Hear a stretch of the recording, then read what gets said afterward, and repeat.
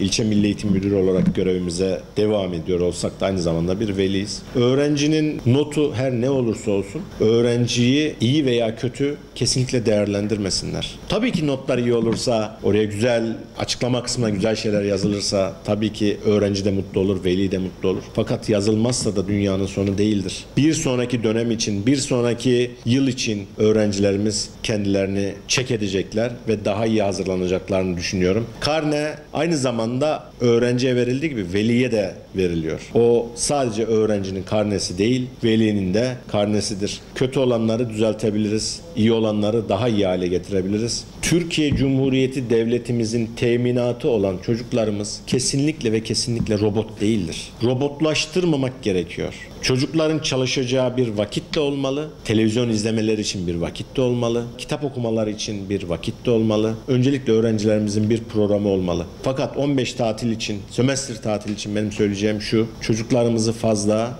yormayın. Kitap okumalarını sağlayın. Özellikle birinci sınıflar okumayı unutmaya çok müsaittir. Okumaya geçen öğrencilerimizin okumayı unutmaması için günlük yarım saat, bir saat kitap okutma sağlanabilir. Fakat onun dışında çocuklarımıza dinlenmeleri için bir fırsat verin sevgili veliler. O fırsatı çocuklarınıza sunun. Bu 15 tatilde uzun zamandır öğrencisiyle hemhal olmayan velilerimiz bu 15 tatilde öğrencilerimize zaman ayırsınlar. Çocuklarına zaman ayırsınlar.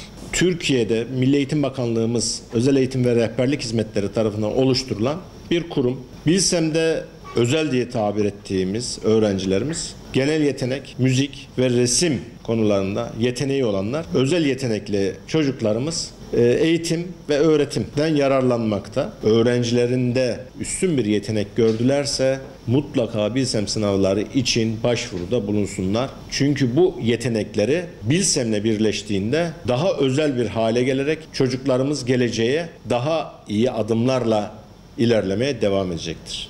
Bakanlığımızın bu 15 tatilde ilk defa uygulamaya geçirdiği, hayata geçirdiği bir DYK kursumuz var. DYK'larımız devam ediyor. Öğrencilerimiz DYK kurslarımıza katılabilir. Katıldıktan sonra çeşitli aktivitelerine evde devam edebilirler. Katılmak isteyenler için ortaokullarımızda, liselerimizde DYK'mız devam ediyor. İnşallah ikinci dönemde öğrencilerimizle tekrar birlikte olacağız. Onlara hayatları boyunca hepsine başarılar diliyorum.